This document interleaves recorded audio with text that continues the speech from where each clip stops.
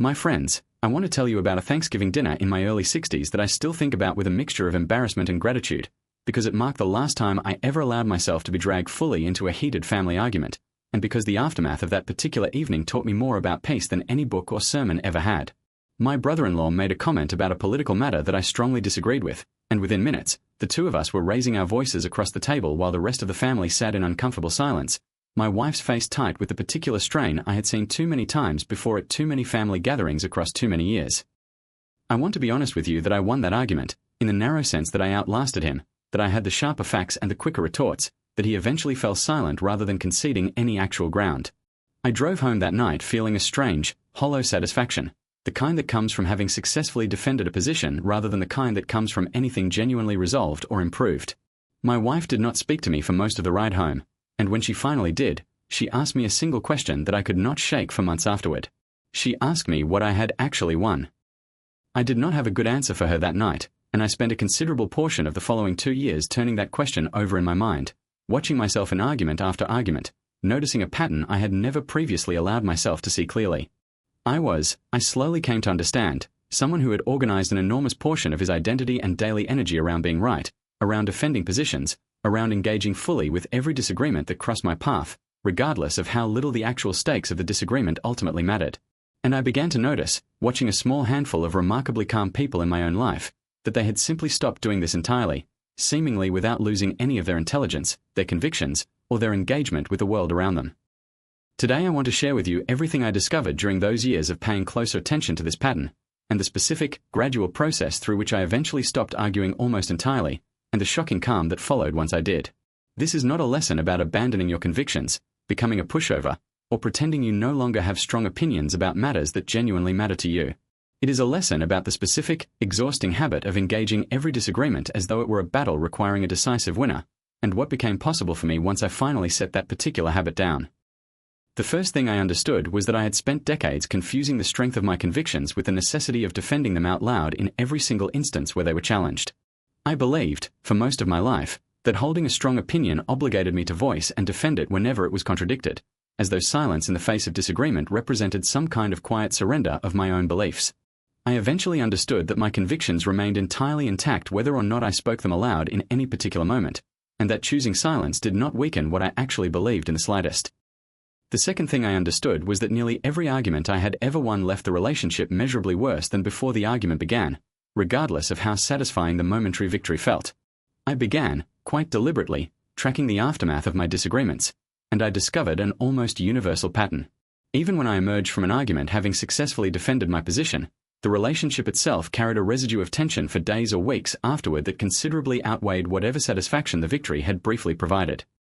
The third thing I understood was that most of the arguments I engaged in throughout my life concerned matters that would not meaningfully affect my life one way or the other regardless of which side ultimately prevailed. I had argued fiercely about political matters I had no direct power to influence, about historical facts that changed nothing about my present circumstances, about opinions and preferences that carried no practical consequence whatsoever. Recognizing how rarely these arguments concerned anything genuinely at stake in my own actual life helped me understand how disproportionate my investment in winning them had always been.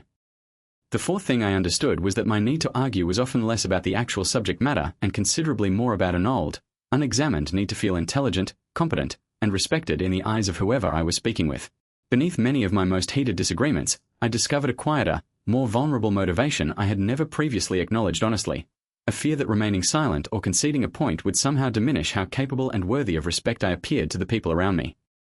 The fifth thing I understood was that people rarely, if ever, change their minds during the heat of an argument itself, regardless of how compelling the opposing case presented to them happens to be.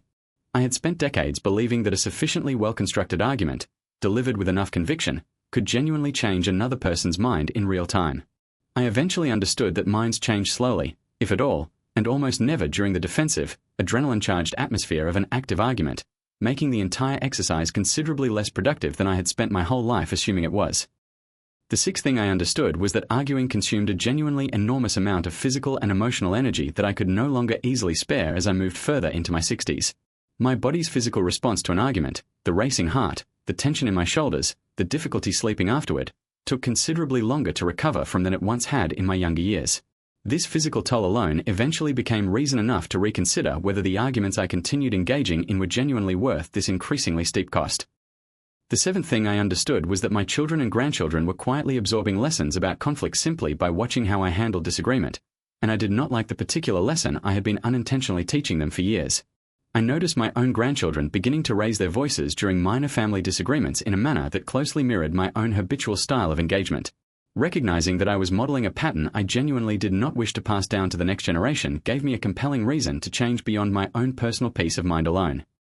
The eighth thing I understood was that most disagreements, left simply unaddressed rather than actively argued, tended to resolve themselves naturally over time far more often than I had ever previously given them credit for. I began experimenting, cautiously at first, with simply allowing certain disagreements to remain unresolved rather than pursuing them to a definitive conclusion, and I discovered, somewhat to my surprise, that many of these unresolved tensions genuinely dissolved on their own within weeks or months, without any of the effort I had previously believed was necessary to resolve them. The ninth thing I understood was that I could disagree with someone completely, privately, and firmly, without ever needing to voice that disagreement aloud in every single instance where it arose. For years, I believed that genuine intellectual honesty required voicing every disagreement I held. I eventually understood that I could hold a private, entirely intact disagreement with someone's stated opinion without ever feeling obligated to make this disagreement known, and that this private disagreement cost me nothing in terms of my own integrity or self-respect. The 10th thing I understood was that pausing before responding to a provocative or disagreeable statement, even for just a few seconds, dramatically changed the entire trajectory of the conversation that followed. I began practicing a deliberate pause whenever I felt the old familiar urge to argue rising in me, and I discovered that this brief pause almost always allowed the initial impulse to argue to weaken considerably, often revealing, once the pause had passed, that the disagreement genuinely was not worth pursuing after all. The 11th thing I understood was that certain people in my life seemed to specifically enjoy provoking arguments, and recognizing this pattern allowed me to stop taking their provocations quite so personally. A particular relative of mine, I eventually realized, seemed to derive genuine enjoyment from stirring up disagreement at family gatherings, regardless of the actual subject matter involved. Recognizing this pattern for what it was allowed me to respond to his provocations with considerably more detachment, no longer feeling obligated to engage fully with bait that was never genuinely about the stated subject matter in the first place. The 12th thing I understood was that my old identity as someone known for being sharp, quick-witted, and rarely backing down from a debate had become, by my 60s, a costume I was still wearing largely out of habit rather than genuine desire. This identity had served me well in certain professional contexts throughout my younger working life, but I discovered, once I finally examined it honestly, that I no longer genuinely wanted to be known primarily for this particular quality, and that releasing it did not actually require abandoning any of the intelligence or conviction that had once fueled it. The 13th thing I understood was that saying "I see it differently, but I understand why you feel that way" resolved the vast majority of potential arguments before they ever had the chance to fully develop. This single phrase, practiced repeatedly until it became almost automatic, allowed me to honestly acknowledge my own disagreement while simultaneously extending genuine respect to the other person's perspective, diffusing a remarkable number of conversations that would once have escalated into full arguments under my old habitual pattern of engagement. The 14th thing I understood was that my physical health measurably improved once I significantly reduced the frequency and intensity of my arguments, in ways my own doctor eventually confirmed through my regular checkups. My blood pressure, my sleep quality, and my general sense of physical ease all showed genuine improvement over the roughly 2 years I spent deliberately reducing my engagement in arguments, a connection my doctor herself eventually pointed out to me directly during a routine visit. The 15th thing I understood was that letting go of the need to argue did not require me to abandon my genuine convictions about matters that truly mattered to me, but simply to become considerably more selective about which disagreements were actually worth the cost of pursuing. I did not stop caring about the political and social issues I had always cared about deeply. I simply became far more deliberate about when and how I chose to express these convictions, reserving genuine argument for the rare instances where the stakes and the potential for actual productive dialogue genuinely justified the cost. The 16th thing I understood was that arguments with my own adult children, in particular, had been quietly damaging our relationship in ways I had not fully appreciated until I stopped engaging in them so readily. I noticed a genuine warming in my relationships with my children once I began responding to their differing opinions and life choices with curiosity rather than the old habitual urge to argue and correct. Several of them told me directly, once this shift had settled in for a year or more, that they felt considerably more comfortable being honest with me about their actual lives once they no longer anticipated an argument every time our views diverged. The 17th thing I understood was that my reputation within my own community actually improved once I stopped arguing so readily, rather than diminishing as I had originally feared it might. I had assumed, for years, that a reputation for intelligence and capability required a willingness to argue vigorously and often. I discovered instead that people increasingly sought out my company and my counsel once I became known for genuine calm and thoughtful listening rather than reflexive argumentation, a reputation shift that surprised me considerably given my old assumptions about what respect actually required. The 18th thing I understood was that many of my old arguments had actually been a form of avoidance, allowing me to feel productively engaged with a difficult subject without ever needing to sit with the genuine discomfort of simply not knowing the right answer.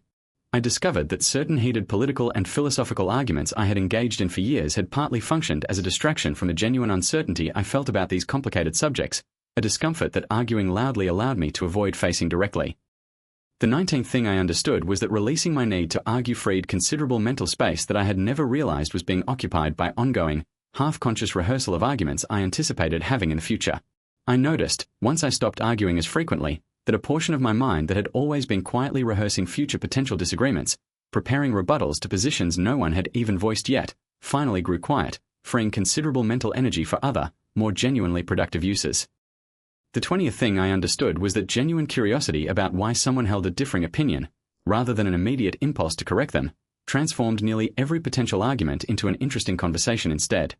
I began deliberately asking people more questions about the reasoning behind opinions I disagreed with, rather than immediately countering with my own view, and I discovered that this simple shift in approach almost always produced a considerably more pleasant and often genuinely enlightening exchange than the old pattern of dueling assertions ever had.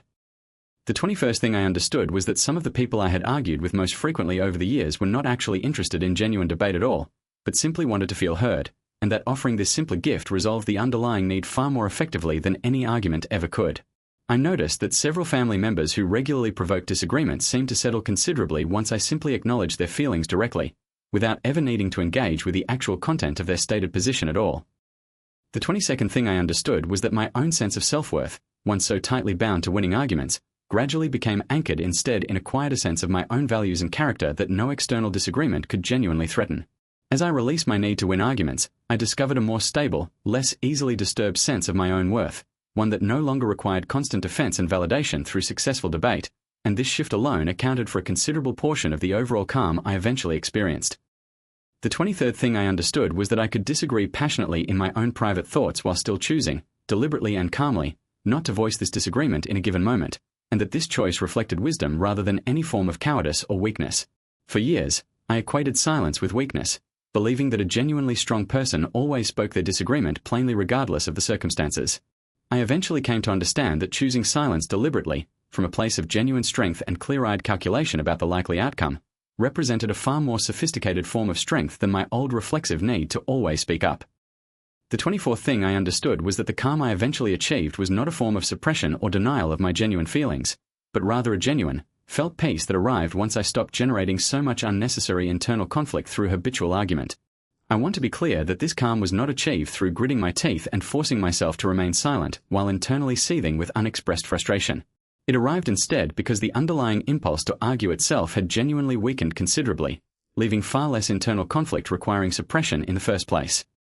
The 25th thing I understood was that arguments over matters of shared family history, particularly competing memories of the same past events, were among the most pointless and yet most persistent disagreements I had engaged in for years. My siblings and I had argued repeatedly over decades about the precise details of childhood events none of us could verify with any real certainty. Each of us convinced our own memory represented the definitive, accurate account. Recognizing that memory itself is notoriously unreliable, and that these particular disagreements could never actually be resolved through argument regardless of how vigorously pursued, allowed me to finally release my need to win these specific, recurring family debates entirely.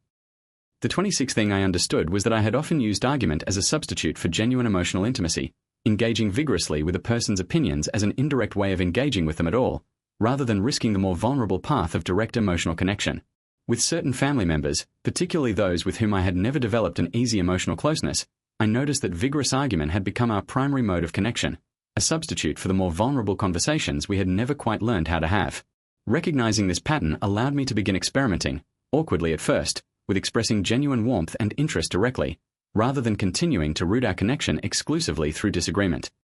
The 27th thing I understood was that certain arguments I engaged in were driven less by genuine conviction and more by a simple, almost physical craving for the adrenaline and stimulation that heated conflict reliably provided. I noticed, once I began paying closer attention to my own internal state, that a portion of my eagerness to argue was connected to something closer to boredom than genuine principle, a restless craving for stimulation that argument reliably satisfied regardless of the actual subject matter involved. Recognizing this craving for what it was allowed me to seek out this same stimulation through considerably healthier means, a challenging book, a vigorous walk, a genuinely engaging hobby, rather than continuing to satisfy it through conflict with the people I loved most.